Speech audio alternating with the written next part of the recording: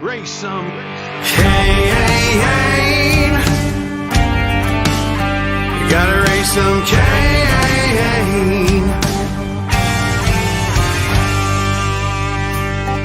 In the heartland where the faith runs strong, we've seen the shadows growing long. Watch those around us be deceived. Yeah, the fight is at our doors, no matter who we believe. Corruption, lawless day and night, we'll speak the truth into the light. We'll bring the battle, heed the call, watch the whole thing fall. We gotta raise some Cain, show the lies, break some chains and make things right. Feel the power, be the change, time is now. We gotta raise some Cain. Welcome to the Raising Cain Show. Tonight we're doing a special edition of the show because I think this topic is an important one, and of course it's also time sensitive. So folks, I want to thank you for joining us tonight. I have with me Alison Reedy. She is a mother, and she is a mother that has been in a battle that hopefully none of us have to ever deal with, but some of us likely will. And so I want to just start by thanking you, Alison, for coming on the show. And and I know that it's hard often to talk about these types of things when we've seen our kids go through crazy things, but I think this is an important story, and I think people need to hear about it. So why don't we start by allowing you to introduce yourself and start by telling us, what happened and what is going on currently with your son. Yeah, Nate, first I'd like to say thanks for having me. Thank you for giving me a voice to tell our family's story. It's been an absolute nightmare. So yeah, I'll just get started. Basically, my son was 14 years old. We just moved out to Huron Township in New Boston. We bought a beautiful 10-acre property, beautiful dream home. We were only in the area for 2 months when this happened. So my son was only at this school for 2 months. He was basically in math class, and him and another student were playing a whiteboard game. And he didn't get the answer right. He kind of grunted about it. And this other kid, Thomas, said, "Don't be like the Oxford school shooter." And my son responded, "I'm not going to be like, shut up, or I'm going to shoot the school up." So the teacher, she was standing 15 feet away. Mind you, this was in 2021, so they were all masked up. And the teacher heard the last part of what he said and told him she needed to speak with him in the hallway. So she brought him out in the hallway and said, "What did you say?" And he told her what he said. He said, "I'm not going to be like, shut up, or I'm going to shoot the school up." She said context did not matter and that she was going to have to report it anyways. So she reported it to Megan O'Brien, who was the principal, Andrew Tomzak, the vice principal, and they basically interrogated my son for an hour and a half while I waited in the lobby to see my son. I received a call at 10 o'clock, and I know it was 10 o'clock because that's what time I had to be at work. And I received a call, and the secretary in the office said, "You need to come and get your son. He's in big trouble."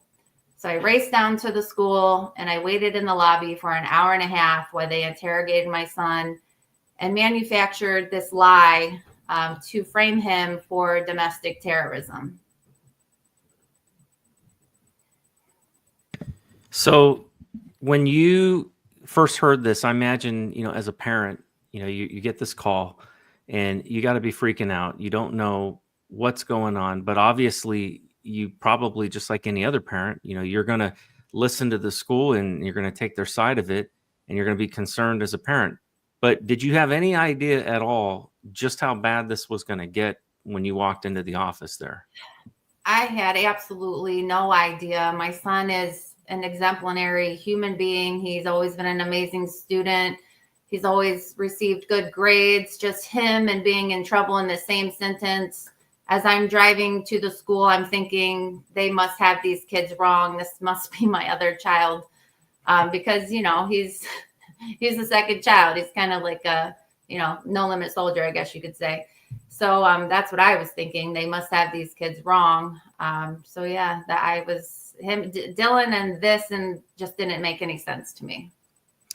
Now you've had when you got to this, first enrolled your kid at this school, and you've been in the community, you've been involved in speaking out and being an active parent and pushing against the woke culture and all of the nonsense that we've been facing over the last several years, actually last 4 years really, except during the Biden administration. Tell me about your activism and the kinds of things that you've been involved with, because I think that plays into the story too, doesn't it? I definitely think that they looked into my social media and things of that nature. A very adamant Trump supporter, definitely all for wanting to save our country and standing up for our rights. I'd also pushed back about a gender poster that was in the science class where they were teaching more than 2 genders. I also pushed back about the mask mandate because it's a 0.5 micron. It was getting through any cute little mask anyone could put on their face. It just didn't make a lot of sense.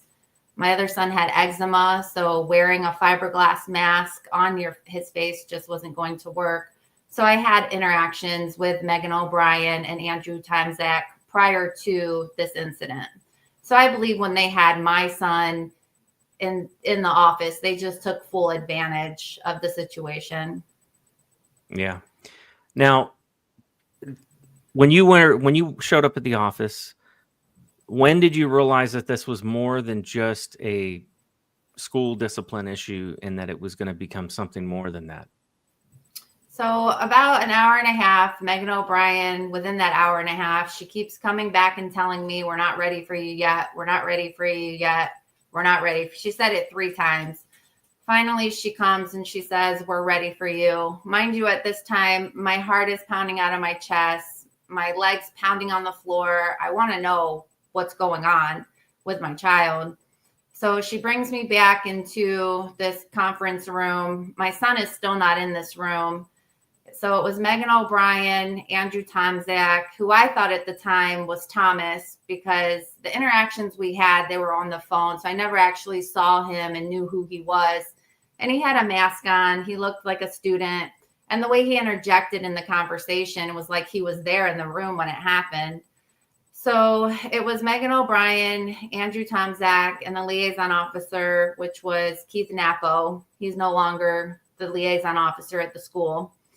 But when you say Megan liaison O'Brien, officer, so in West Virginia they call them resource officer? Is that like a police officer that's there on the school campus? yes. Mm-hmm. Okay. All right. Got you. Okay. So Megan O'Brien tells me, she says, your son just threatened to shoot up the school during a verbal altercation with Thomas. And that's when Andrew Tomczak, who I thought was Thomas, interjected and said, and he has no remorse. I looked at Megan O'Brien. I said, my son is a straight A student. He's never been in trouble in his life. And she told me that Ethan Crumbley, the Oxford school shooter, was a straight A student too. She had literally just compared my son to a school shooter. Wow. So Keith Napo, he tells me if I write a statement about what they just told me, and I write in there that I'm going to take my son to get a medical evaluation, that I can take him home. So naturally, I want to cooperate. I start writing my statement. And as I'm writing it, he's basically coaching me through it. He's asking me if we have guns in our home. He's asking me, where's the key? Because I told him they were in a gun safe. He said, where's the key? I told him where the key was. He wasn't satisfied with that. I said, look, I'm a realtor. I could put the key in a lockbox and I can come up with whatever combination you want me to. He also asked me what kind of guns they were. I said, I'm not really sure. I said, I believe my son or my husband was given a shotgun, and I think he has a big black gun. And he said, okay, well, that's an AK-47. Make sure you write that down. So he's basically coaching me as I'm writing my statement. And then I get done writing my statement. He takes the statement. I'm sitting in the office. In the conference room. And I just start going through Dylan's backpack because there were never any signs, so I'm thinking maybe I can go through the backpack and I'm going to find something. Well, I did find something. I found an assignment where they were teaching Christians worship Allah. And during the investigation, Keith Napo, he actually came back into the room, and I asked him first, they said, "Are you a Christian?" And he said, "Yes." And I said, "Do you see anything wrong with this assignment?" And he said, "Oh my gosh, my son is in this class." So he asked me if he could take the assignment and make a copy of it. I let him take the assignment. He never brought the assignment back. The only reason I have a picture, I took a picture of the assignment right away. I was actually talking to my niece the whole time, who was calming me down. So when I saw the assignment, I took a picture and I sent it to her right away. And that's the only reason I have that assignment today. Now, where you live, is there a lot of Islamic, a lot of Muslim people living there? Is it because I mean, you're in Michigan, right? Right. Yeah, I would definitely say there's a pretty big population. There, different cities here and there, but yeah, for sure, there's a big population in Michigan. Yeah. So it surprises me because our own government, and for whatever reason, our school system seemed to have a big problem with a teacher having a Bible on their desk. They have a real big problem of teaching about biblical history, even, which makes up a huge part of American history. But they seem to have no problem with Islam. They seem to have no problem with Qurans.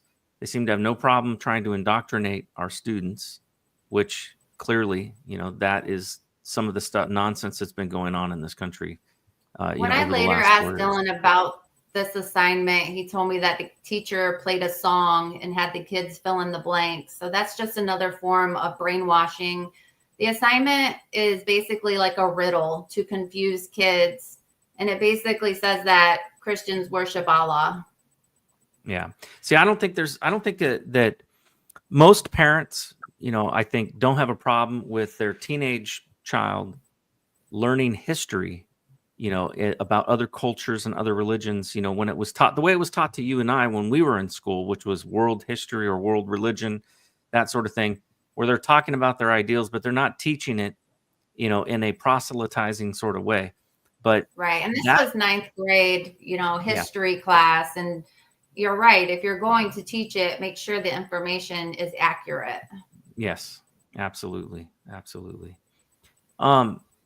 So at some point in time, the police got involved. And now you said that, who's the guy that was telling you, that was basically coaching you on what to write down in the statement? Yeah, everything? So that was the liaison officer. His name was Keith Napo. He's no longer there anymore. During the criminal part of everything, they said he was fired. First, they told me the detective was fired because I really do feel like the liability lied with the detective. Everybody was waiting for him to get there.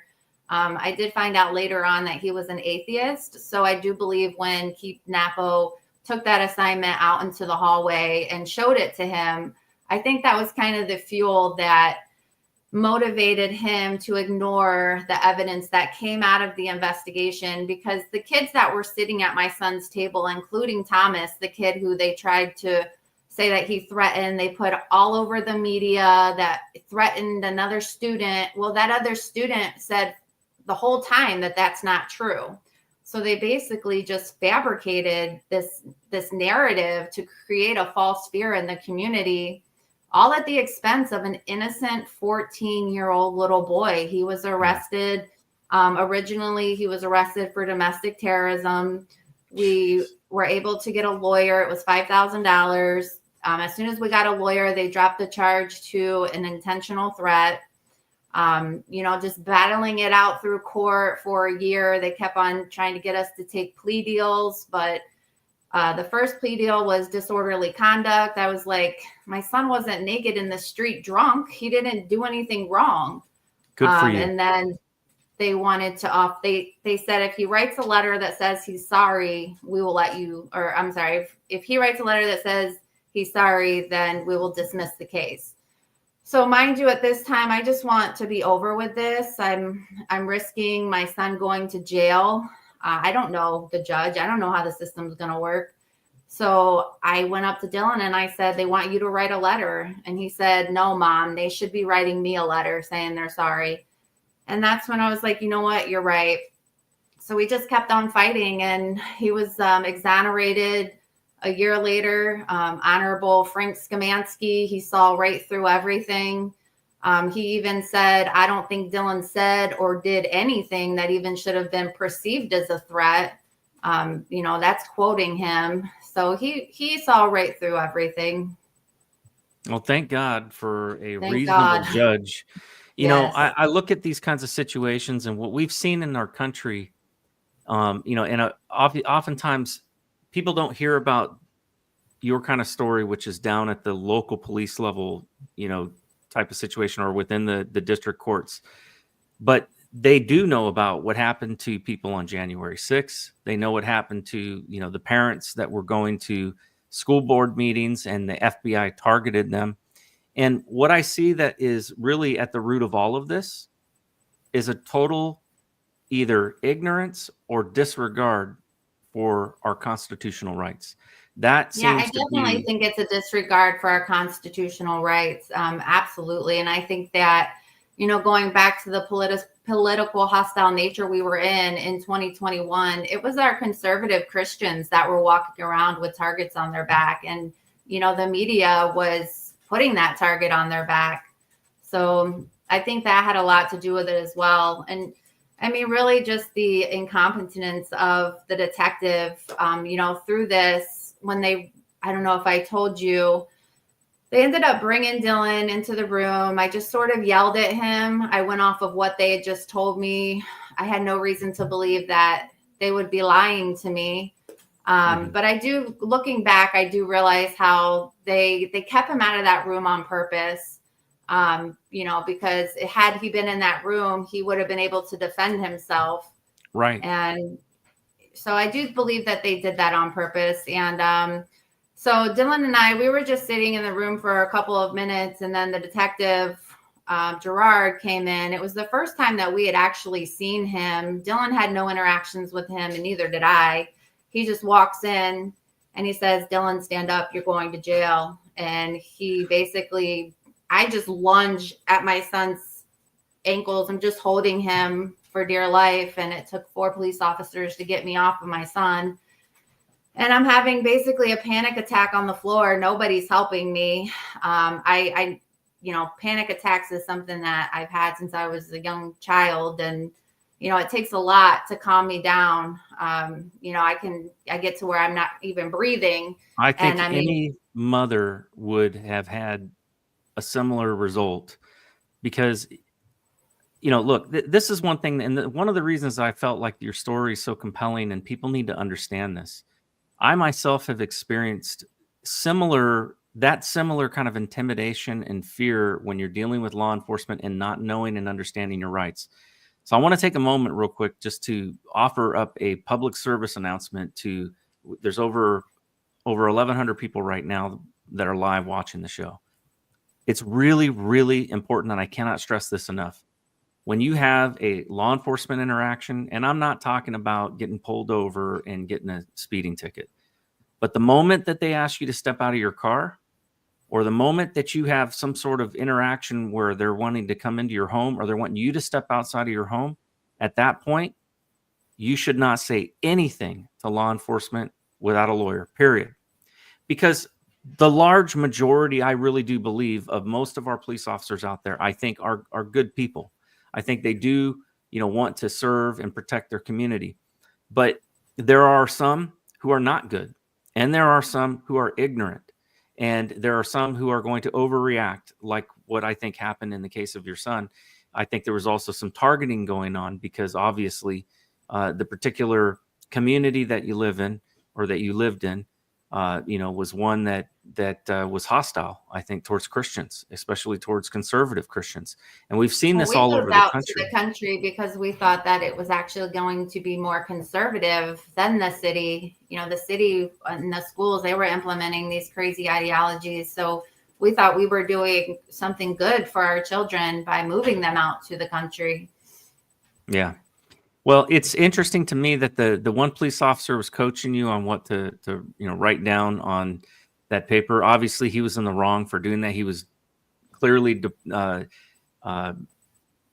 he was clearly affecting your witness statement, which that is a violation of department policy, I'm sure.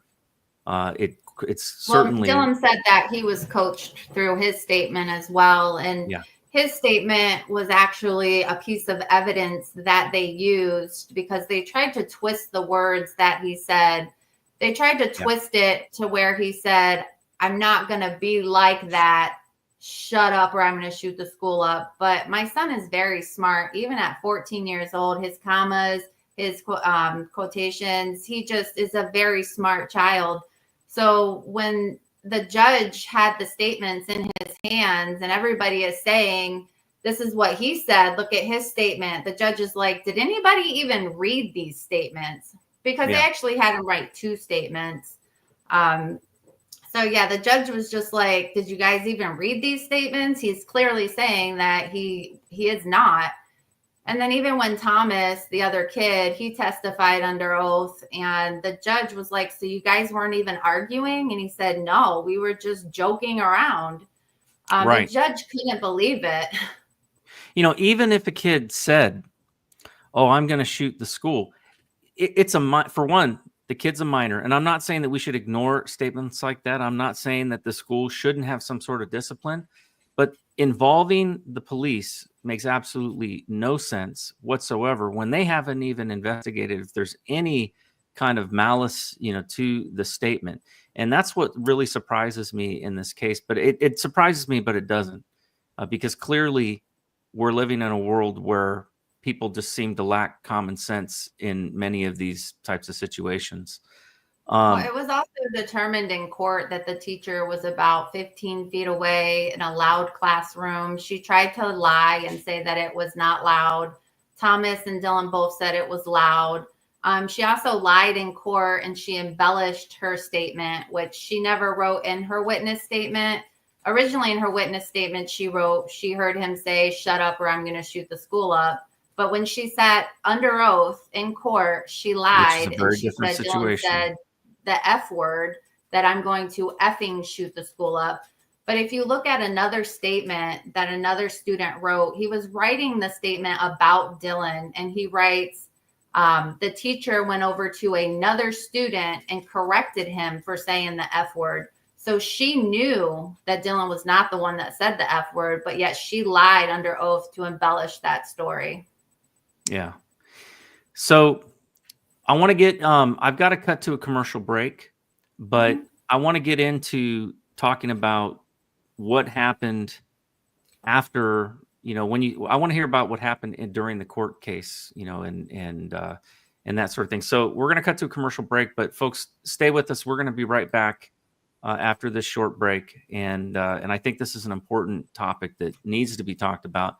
People need to hear about it because I think we're seeing too much of this going on. And I think there are some changes, I think, honestly, that need to happen at the school level. And I want to talk to you about that as well. There were over 30 cases in Wayne County within 2 months. Wow. I often think how many of those cases couldn't afford to fight. Yeah, absolutely. Or people that it just wasn't simply cheap.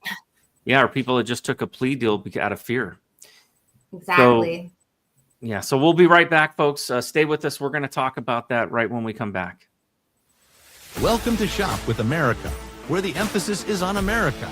Our movement is to switch away from your shopping with the big box stores and the mega corporations back to supporting family-owned, made in America. We've been giving these big box stores our money every day for years. But what's happened is they've forced many small businesses to shut down. We call this the illusion of choice. We see all these products in these stores, but in reality, it's only a few companies that control it all. There are thousands of lawsuits for health damage because they put profit over our people. But there is another choice. We found a better way. There's a family-owned American factory with product integrity and have always done things the right way for the right reasons. And this company outperforms the big box stores. That's due to their month-to-month shopping club. They make everyday consumer products that we all use and buy again and again, like toothpaste, shampoo, coffee, and organic beef. Go to shopwithamerica.us today. Welcome back to the Raising Cain Show. We've been talking with Alison Reedy a concerned mother and somebody who has had to fight to protect her son against injustice within our courts and within the school system. So, Allison, before we went to break, we were discussing this issue about what exactly took place, with the detective, with the resource officer, or the liaison officer, and the basically the essentially abuse of the system, because really they should not have been coaching people on their statements and that sort of thing. But the other thing that concerns me about this situation is it involves a minor. And when you have a situation involving a minor and law enforcement, I really don't believe that the police should have the right to take any statements from a minor without their adult parent with them, because they could be jeopardizing themselves, and they certainly don't know. They don't know about things like, shoot, most adults don't know about what our rights are in terms of, our right to remain silent and that sort of thing. In fact, one of the things that happened to me when I was raided by the FBI after going through whistleblower protection was they came to my house. Now, they didn't raid my house and kick in the door. They was more of like a Mar-a-Lago style raid. They knocked on the door. They asked if they could come in. I said, sure, come on in. I told them right off the bat that I was a protected whistleblower. I knew why they were there. And they just started asking questions, and they were playing good cop.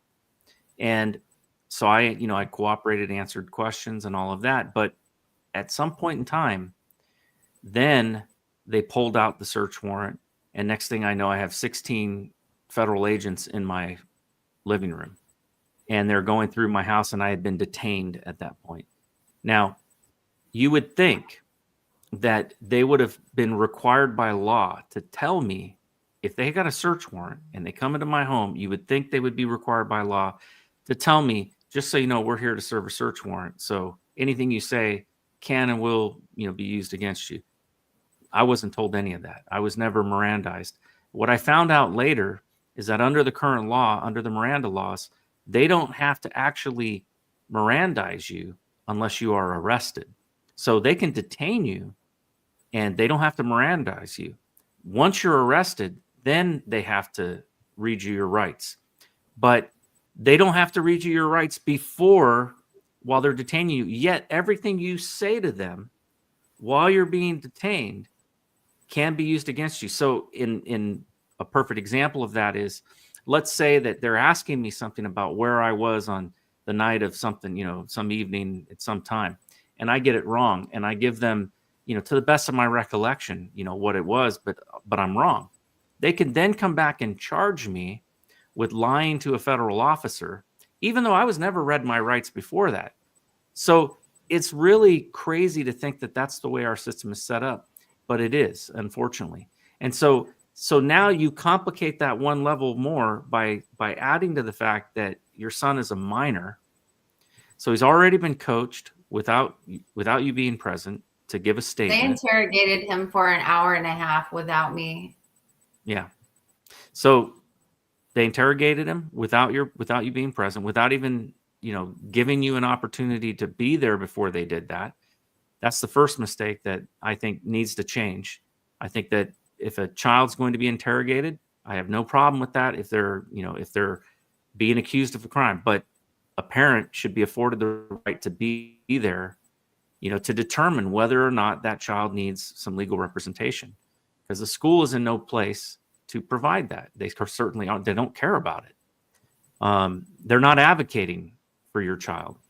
So the second thing is, even through the expulsion, we had no due process. It was their obligation to call the witnesses. And I risked my freedom getting our witness there, because when I had the police report, Thomas's number was in the police report. So when I knew that we needed to go to the expulsion hearing, I needed to get him there. So I call and I talked to his mom, and I said, can you please have him there? And, his statement, I'm sure you saw his statement. you can barely read it. So I asked her, can he write the same statement, just more legible, so that the board could actually understand that he is saying that this is not what happened. Right. And Thomas was the only one that's actually the real witness of what took place, because that's who your son was talking with, right? Correct. Yeah. Wow. So he was there. I risked my freedom to get him there, but he was never called on. And it was the school's obligation to call on that witness. If you read the Michigan Education Code, when expelling a child, any witnesses need to be called. The only witness that they had there was Andrew Tomczak, and he never wrote a witness statement, but he, all of a sudden, he was a witness now, and he was saying that my son said it to him. He admitted that he said that, which I believe what happened is he got him to just say the last part of it, and then he could say that he heard him say it. But even at the expulsion hearing, I didn't go to the expulsion hearing. I received a call from Everett Robbins, the chief of police. He told me I was officially now under criminal investigation and he could come and arrest me at any minute. I just started crying. I'm like, even the chief of police is not listening. And if he is, he doesn't care about the truth. They're just trying to railroad my child. So I was afraid. I didn't go to the expulsion hearing. I actually made a big, huge sign. It said Dylan's education mattered.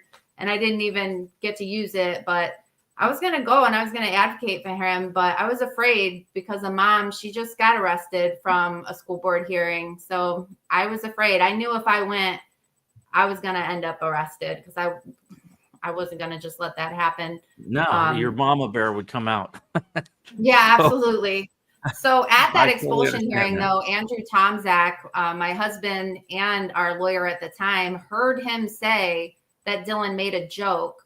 Mind you, Dylan was not the one joking. Dylan was honest when he said, I'm not going to be like, shut up, or I'm going to shoot the school up. So it's kind of ironic that he sat there at the expulsion hearing saying that it was a joke, but then he sat and testified under oath in court that it was a threat. Yeah. Well, I'm sure there was some coaching there as well. Well, when the judge asked him, what did you hear Dylan say? His response was, I heard him say what he said. I mean, oh, wow. It doesn't get more I'm lying than that. Right. Now, was that judge the one that ultimately exonerated your son, or was it a different judge that you had to go to for that? Nope, it was Honorable Frank Skamansky. He actually just retired. He was the last good seed in Wayne County. I feel very sorry for anybody who has to go through Wayne County. And I've been told by many lawyers that he was one of the last good seeds there. Wow. Wow, that's unfortunate. It really is. It sounds like they'll just push anything through. The state prosecutor, Kim Worthy, she's known for cases like this. Her own evidence exonerated my son, and she just wanted to railroad him anyways. Yeah, so if she had evidence that she withheld, that's a Brady violation, which has happened. Well, it was Dylan's statement. It was Dylan's statement. And really, it was the way they were interpreting that statement. But I guess none of them went to school and knew what a comma was. And, the quotations for, what he wouldn't be like. So, yeah, it's just been a nightmare. Yeah. Yeah. So after all of going through all of this, your son gets exonerated. What happened next? So did you file a suit against the school or against the administration? So he was found not guilty October 25th of 2022. And I filed the lawsuit January of 2023. I ended up using a Moms for Liberty lawyer who had just helped a mom get off of a felony charge from being arrested at a school board. I thought he was going to be a good lawyer. It turns out that was not the case. So he filed the paperwork for us. He just kept on upsetting the judge. He wasn't responding to timely motions. And eventually he just aggravated the judge, I believe. And because we already had one settlement hearing, I demanded $3 million. Our family had to move. I'm a realtor. that ran my Yeah, name destroyed through your the mud business. on all kinds of media. I mean, you can't even look up my name without seeing these lies against my family. So I thought $3 million was suitable. And they basically said that's ridiculous. They wouldn't even counter. And they said we're way too far off. So we didn't come to a settlement. And then we were supposed to have another settlement hearing April 8th. This is what was in my mind. This is what I thought we were doing. And I get a prompt from the Lord to look up my case. And it was definitely the Lord because I have PSPD. I've not been able to look this stuff up online because of, everything that comes with it. And I found out that my case was terminated January 25th of 2025. And at the time it was February 12th of 2025. So I'm freaking out. I don't So they didn't understand even what's going notify on. you. No, my lawyer was incarcerated. Wow. He was in jail. I had no idea for the past 2 years he's been fighting his own legal battles. I feel like as a client, I should have been notified from the very beginning because I would have chose different counsel. I paid $7,500 for this lawyer. But so moving forward, the judge gave everybody government immunity, although mass gross negligence, no due process, and child abuse played a factor in this case. And I'm sorry, but they should not be getting government immunity. This was intentional. This was malicious. Even the state prosecutor, I tried to hold her accountable, and she received, she was off the case right away. I'm not exactly sure how she got off so quick. They tried to say in the beginning that none of them were served. So they tried to use that angle and get out of the case that way. And the judge let the state prosecutor off, but not the police department and the school. So we've been fighting this battle, and they were all given government immunity recently. So I hired another lawyer, another $5,000, and he's either going to try and have the case reinstated or we're going to file an appeal. I'm not sure yet. He's studying the case right now. Okay. Well, definitely you need a lot of prayer. I think that, situations like this, we need God's help. And I do believe that absolutely, what your son, what you and your husband and your rest of your family has gone through, somebody needs to be held accountable for this. There's one thing I will encourage you with, just from my own experiences of going through this. I have talked about my story probably over 1,000 times on multiple shows, and on my own show as well. But for probably the first 4 years, I didn't have my own show. I just went on other people's shows to talk about it. And what I found, and for me, I just wanted there to be, because I kind of had a similar situation in that, look, trying to sue the federal government, forget about it. It's like you're going to be in arbitration for probably a couple of years, and it's going to be very costly.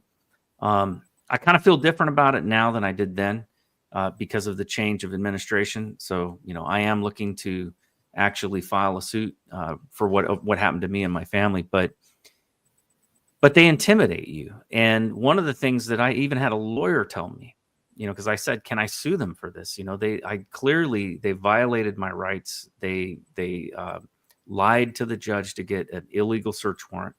Why can't I sue them for it? He said, well, you can, but then they can just indict you in order to shut you up. That's what they'll do. And he says, remember, Bill Barr said it. They can indict a ham sandwich. So I chose not to, to go that route, but instead, but I was not going to sit quietly. They had kicked me enough times, and I remember having a conversation with my lawyer at one point, and I, asked him what I could do, and he said, well, you got two choices. You can sit there and you can curl up in the corner like a sack of potatoes and just let them kick you, or you can stand up and poke the bear. And I decided I would rather take my chances poking the bear. And so I started standing up and I started speaking out every opportunity that I had. I went on shows. I talked about what happened. I went into detail about what happened. And I think because of that, the PTSD, because I certainly had it at first, but I don't have it anymore because I've talked about it enough times. interestingly enough, my kids, my wife, they didn't go on shows. They didn't talk about it publicly like I did. And all of them have had to go through therapy because of what happened. And, and we had, like, they went after our kids. They tried to get one of my sons to wear a wire against me. They tried to pit, one of my sons against me, that we were having, those typical 18-year-old, I think I know what's best. And, and dad's, I'm like, well, it's my way or the highway. And so they were listening to our phone calls. So they used that information to pit us against each other. They went after, yeah. Oh yeah. They went after my another son of mine. He got married young. The marriage didn't last, and they went to his ex-father-in-law's house to try to get that guy to give dirt on me because they figured maybe he wouldn't like me. He turned out to be an honorable guy and called me and told me what they were saying. And so him. And he told the FBI, I think I want you to leave. And it was one agent who was basically acting as a rogue agent. He wasn't even there with another officer, which under department rules, he's supposed to have another officer there as a witness. But he was going around interrogating people on his own. And when he was asked to leave, John, yelled to this FBI agent as he's walking off his porch, why do you guys try to just destroy people's lives? And the guy turned around and goes, oh, you just watch too much Fox News. Just like, totally showing where his bias was. So there are bad cops. There's no doubt about it. Oh, yeah, there's definitely some down in Huron. When they arrested my son, Detective Gerard looked at me and he said, this will be the best thing that happens to your son, because I was arrested when I was 17 and it changed my life. And I'm just thinking, why are you saying this to me? What does this have to do with you? And he was just very, I don't even know the word, unprofessional. Yeah. Yep. Well, they at the same time, I'll say there are some good cops too. There was a cop that came to my daughter's school, and because the agent had to go through, they can only investigate so much, and it has to be within the whatever it is that they're investigating. So he was going outside and trying to get other cops involved from other, from like the county sheriff's office and stuff, and giving false statements to them to get them to investigate me. They went to my daughter's school. They pulled her out of class. They start questioning her about, if I've had been inappropriate with her and stuff like that. And of course she's like, what are you talking about? And she denied it and told them no. But she didn't know where this was coming from. She thought maybe somebody's spreading rumors at her school. And so, when my wife contacted her, and I were, we were pretty upset about it, but we contacted the county sheriff's office, and they said, look, we had to investigate it because we had a tip. All we can say is it came from a law enforcement agency. Well, we knew right then where it came from. And they said, but we've already closed the case. We've already determined that there's nothing to it. We took your daughter's statement, and, we're sorry you went through this. And, I get it. I understand they had to do what they had to do, but that's the appropriate way to handle things. Now, later, we went through some intimidation ourselves. I actually was followed from New Boston to Trenton. I was showing a house, and I had a cop follow me that one time. And then another time when I was pulling out of our house, and I went left, there was a cop sitting there. And then another day I went right, and there was a cop sitting there. So I think they definitely were trying to intimidate me. Without a doubt. And we ended up moving. We felt unsafe. We had to do the same thing. We had to sell our home. It was my wife's dream home. We had to move, partly because the FBI leaked my name to the press, even though I had total anonymity through the IG's office, through DOJ IG's office with the whistleblower program. They leaked my name. Then on top of that, some reporter showed up at my house, filmed me as I'm driving up, showing my license plate to the whole world, and telling everybody where I lived with my address and everything. So it was a nightmare. The people on the board, they were definitely putting our information out there. I actually had one of the husbands from one of the board members send me a picture of my family with future active shooter sister, future active shooter brother, like right above our heads. Like he had edited a picture and sent it to me. Wow. So, and not only that, That's there were tantamount to people, harassment. This was a there were board people member on the school board? online who were pretty harsh as well, saying Oh, that, yeah. you know, throw them in the lion's den. I mean, they were saying really harsh things because this lie was being portrayed about us. Yeah, I had a woman who on Twitter was basically telling me that she was going to kill my whole family. You know, that we all needed to be, you know, locked up and you know, have the key thrown away. And the crazy part is I reported it to the police. They didn't do anything, you know, but they didn't do anything because the woman's out of state. But do you think I'm going to go to the FBI? Hell no. You know, it's like, that's the last people I trusted. So here's the problem: is when you are a victim of police brutality or police intimidation, it really it lessens the recourse that you have. You know, it's like where do you go to defend yourself? I know. I mean, if I have the chief of police calling me, telling me I'm officially now under criminal investigation, and I'm just trying to get the truth out there, you know, what kind of chief of police are you? Yeah. But going back to the expulsion, the reason they denied our due process, not only not having our witness there, but the day before the expulsion hearing, Kevin Foley, he was the school's attorney. He told our attorney at the time, Matthew Zick, that they had already made up their mind that Dylan was going to get expelled. So we had a biased hearing. Right. You know, by the way, these types of hearings that happen without a jury, you know, where basically you've got some board or you have some, you know, unelected person that's making decisions on this. This is the same kind of stuff, by the way, that happens all the time with CPS. I have heard countless stories of people having their children taken from them without due process, with no evidence whatsoever, where even the kid is saying, no, that didn't happen.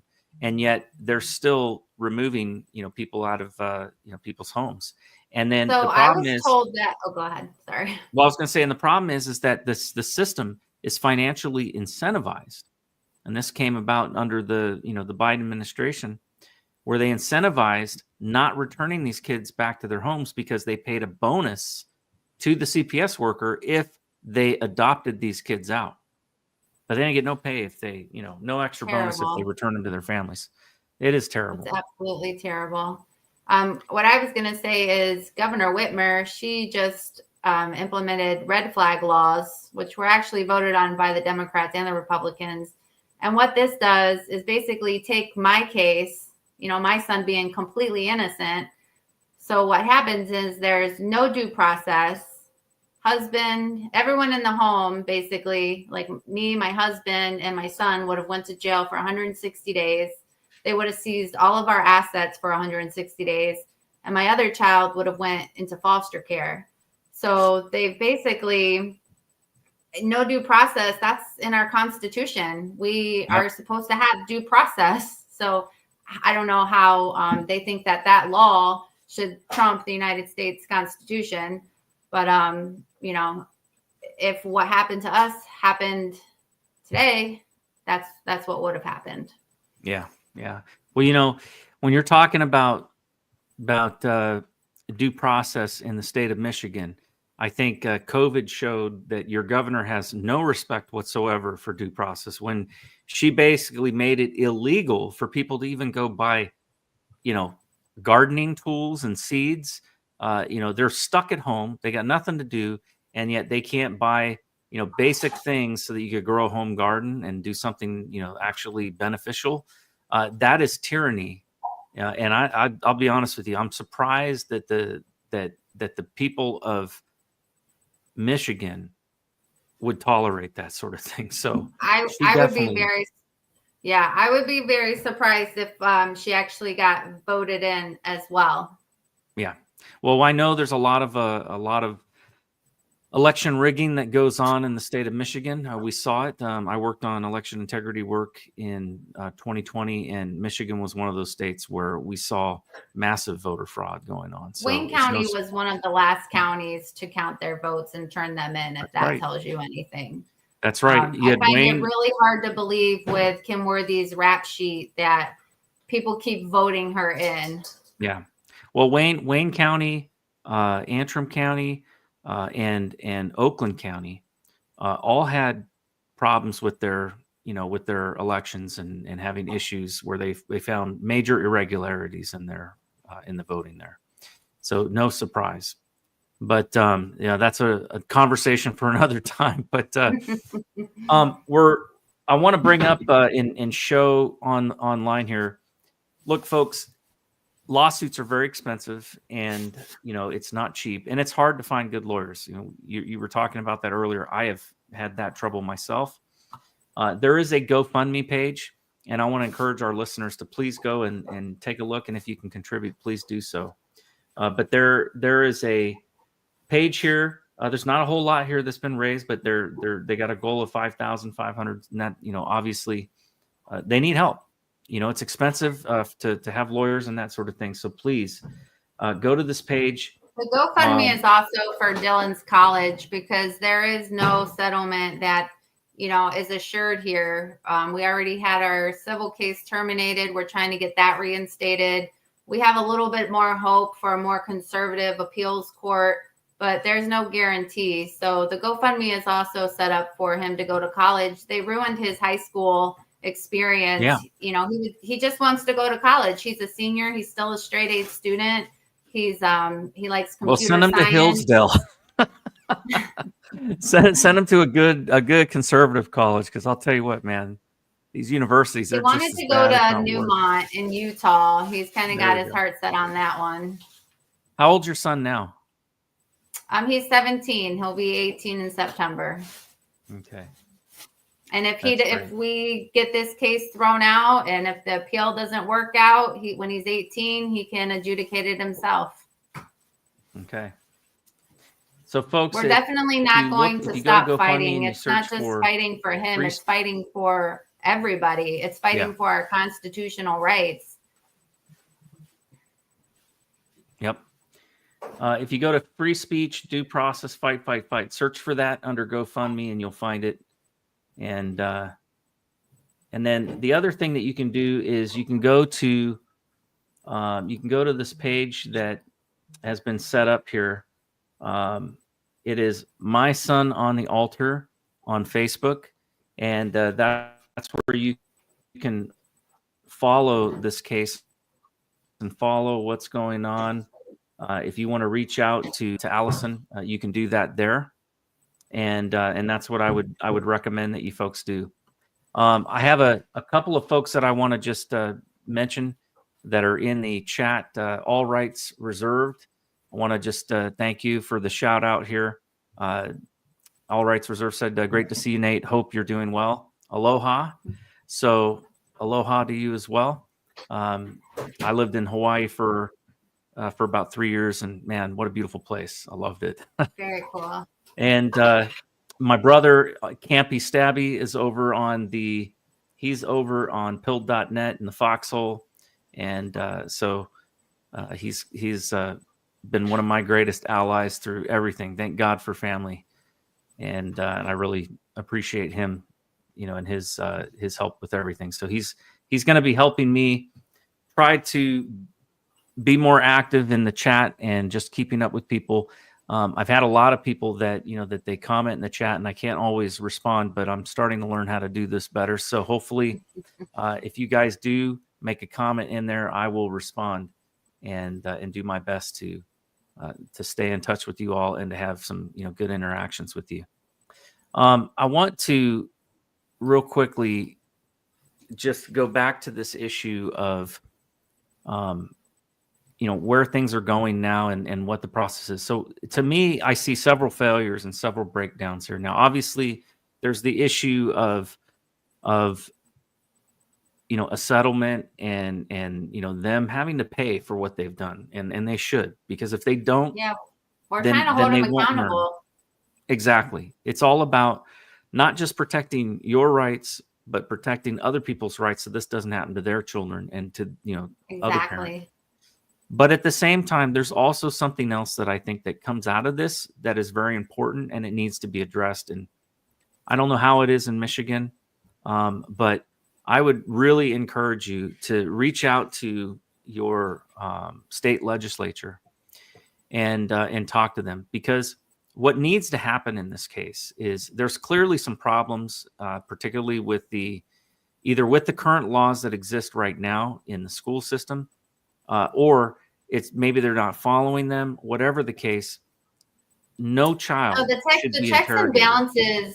The checks and balances are definitely in place that could have prevented something like this. The laws are in place that could have protected something like this. Unfortunately, they were just all ignored.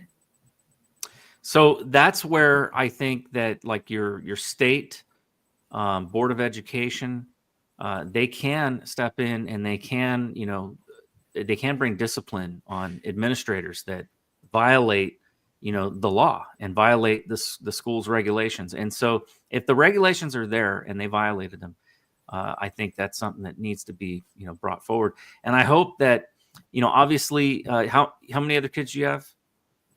I have a 16-year-old and I have a 25-year-old. She's Okay. my bonus daughter.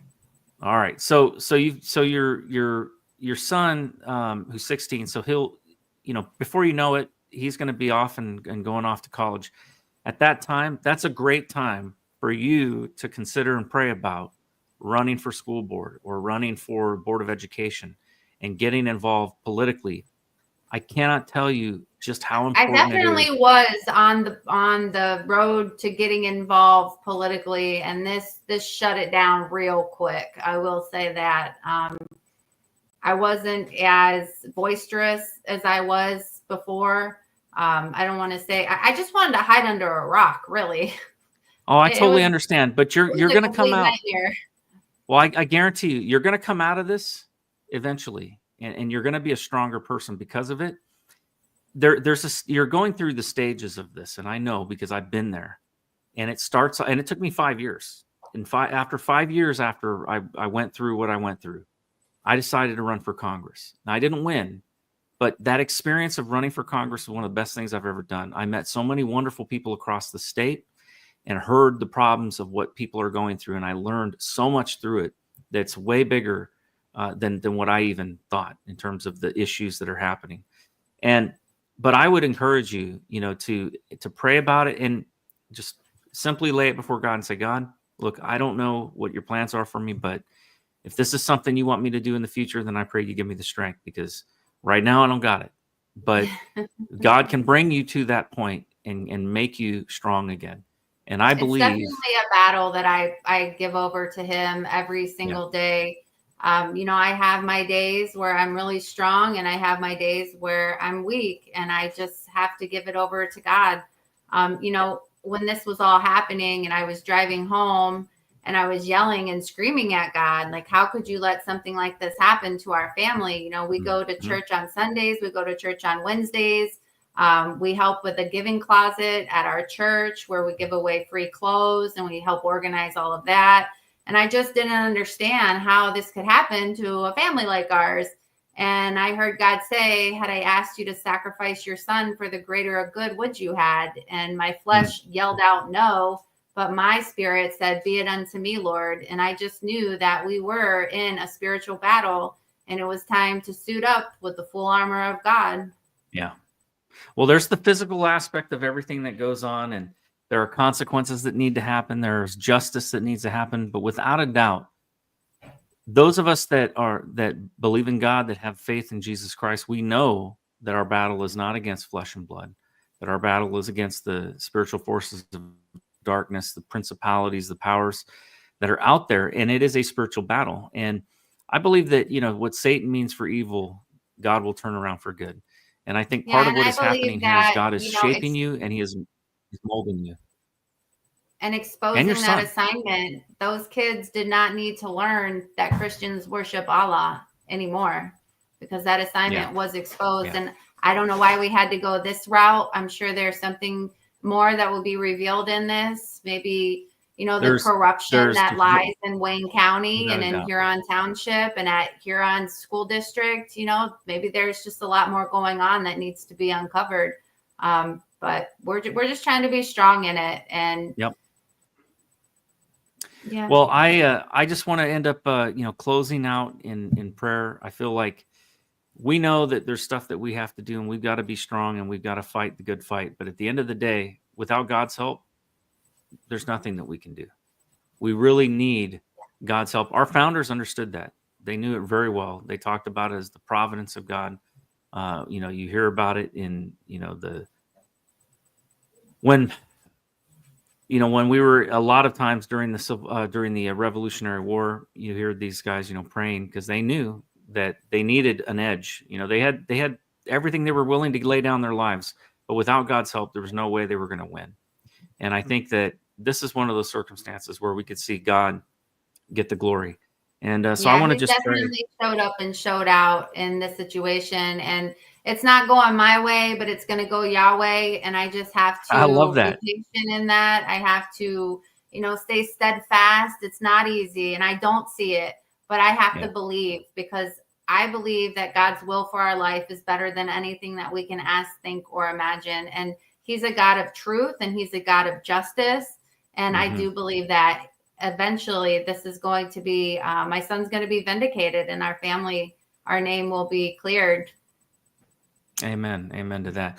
Well, I have 2 more commercials I need to run. I'm going to run them back to back real quickly. And then when we come back, we're going to wrap it up and close in prayer. So we'll be right back after a very short break. It says, I woke up this morning and looked out the door to a country I don't recognize. They put masks on our face to hide our pain, and there's no fire in most people's eyes. And it's still true today. It's still true today that they've tried to destroy the American spirit. And in some instances, they've done a dadgum good job. But in other instances, they have lit an inferno in some people. And we right now are gathering some of those people that are on freaking fire to save this country.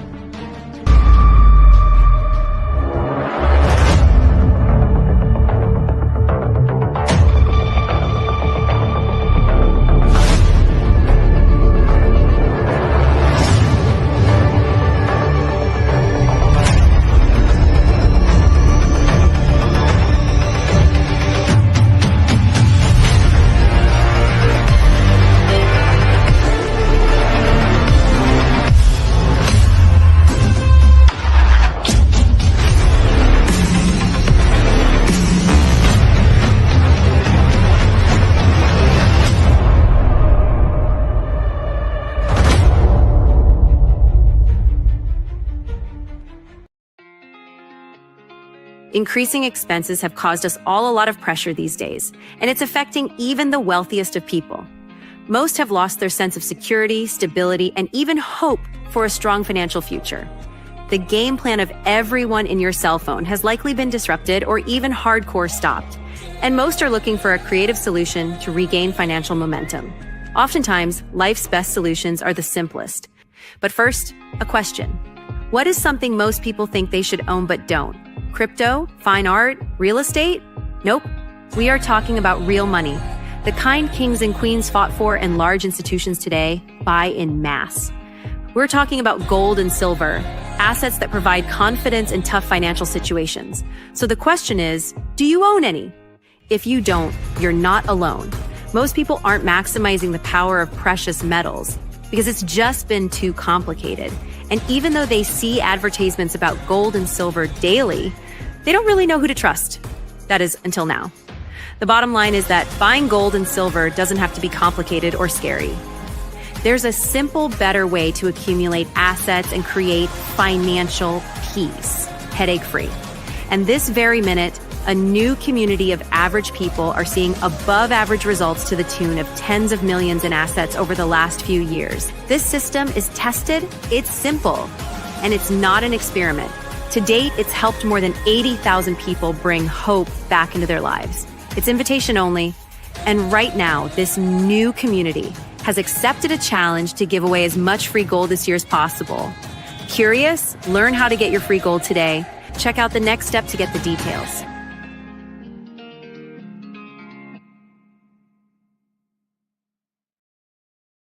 Welcome back to the Raising Cain Show, and we've been talking with Alison Reedy about injustice that happened to her son and within the school system and the justice system. So, Alison, before we left for the break, I was just mentioning we're going to wrap things up, and one of the things that I always like to do with my guests is I like to give them the final word. We talked about a lot of things, and there's so many morals to this story and so many important messages in here. But if there's one thing that you want people, whether it's parents, whether it might be kids that are still in school that might be watching the show, or whether it is school administration or police officers, who knows who's watching? There's over 2,000 people right now live viewing. So what is the one thing that you want them to take away from this conversation more than anything? I mean, if you're in a battle like this, give it over to the Lord. Let him fight the battle for you. I'd like to say to police officers and anybody who takes an oath on the school board, be honorable. Abide by your oath. You know, don't railroad an innocent person, you know, because it's affected us deeply and it will leave scars forever. Yep. You know, the innocence that I protected for 14 years with my son was stripped away from him in one moment. Without a doubt. You know, and fight, folks, fight. Do Amen. not give in to the system. Fight with all that you have. Fight. Well, it sounds like you've raised an extraordinary young man. The fact that he recognized that he shouldn't be writing, you know, a apology letter, but that they should be writing one to him. I think that these types of situations, they shape us and they mold us, and hopefully your son will become a victor and not a victim. But he's going to be somebody, I think, that will stand up for others because of what he's gone through. So I want to end up closing in prayer. Heavenly Father, Lord, I thank you so much for Alison and her husband and their family and the things that they've gone through. God, I know that you are shaping her son just into an amazing young man. And I know, Lord, that you are also working on Alison as well, Lord, through this experience. I pray, God, that you would heal all of the wounds that come from that kind of trauma. I pray, Lord, that you would heal the PTSD, that you would bring just courage and strength, that she would not hide under a rock, but that she would continue to speak out and be a voice, if not for her own situation, but for all of those others that are going through this as well. And I pray, Lord, that you would help her to be a mighty warrior on the front of protecting our constitutional rights and due process.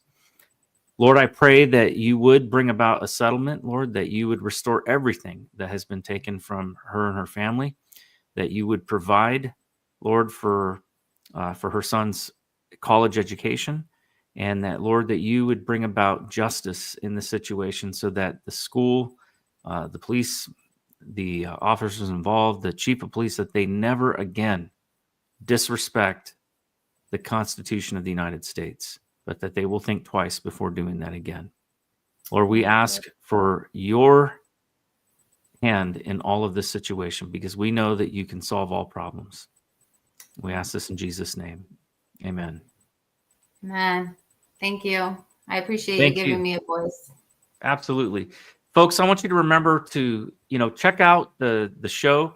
I want to give a shout out to Patriots Prayer Network. They're the ones that allow me to be on their platform so that I don't have to run all the stuff in the background, which is I'm very grateful for. And they're got a lot of great shows that are on there. I'm just one of many.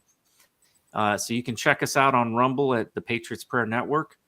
But also you can go to theraisingcainshow.com where you can find this show along with all the others that I do, including talk radio.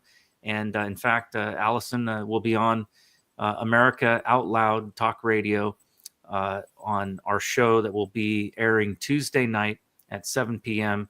on AmericaOutloud.news. And that is Unleash the Political News Hour is a show that I do every Tuesday night.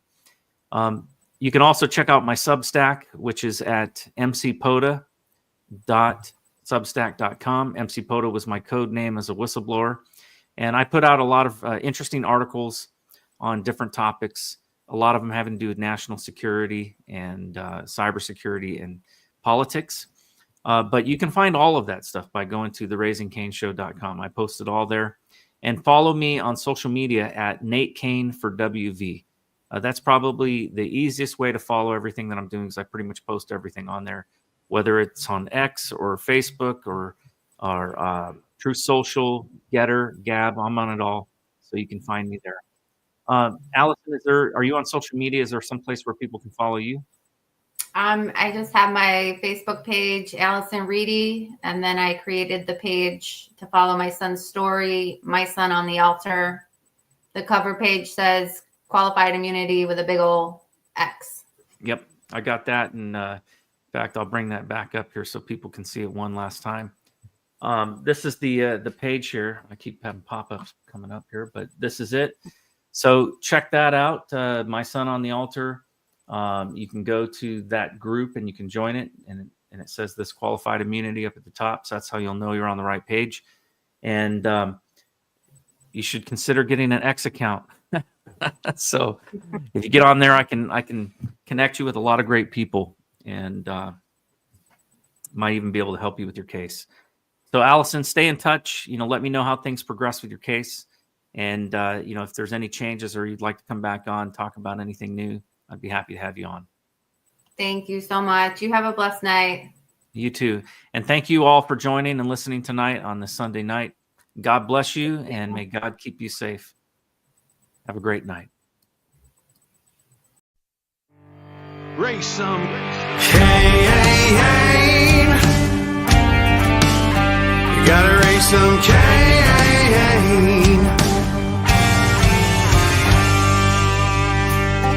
In the heartland where the faith runs strong, we've seen the shadows growing long. Watch those around us be deceived. Yeah, the fight is at our doors, no matter who we believe. Corruption, lawless day and night, we'll speak the truth into the light. We'll bring the battle, heed the call, watch the whole thing fall. We gotta raise some Cain, show the lies, break some chains and make things right. Feel the power, be the change, the time is now. We gotta raise some Cain.